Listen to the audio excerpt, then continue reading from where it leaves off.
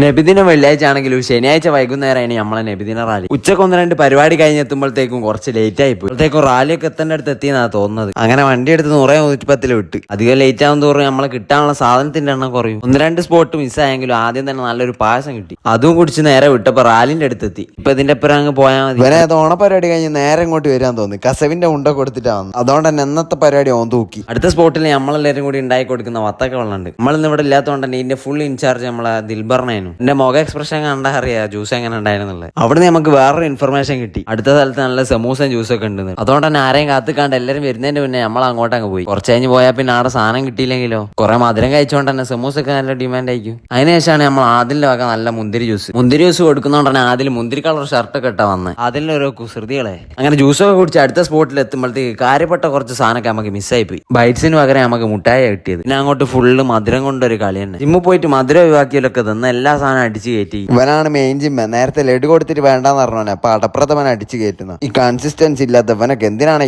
ജിമ്മിൽ പോകുന്നത്? നേരത്തെ പാശത്തിന് ജ്യൂസിന് അടികൂടിയല്ലോ, ഇപ്പൊ വെള്ളത്തിന് വേണ്ടി അടികൂടുന്നത്. എന്തായാലേ കാലം പോയൊരു പോക്കേ. അങ്ങനെ ഇതോടുകൂടി നമ്മൾ ഇന്നത്തെ കലാപരിപാടി കഴിഞ്ഞു.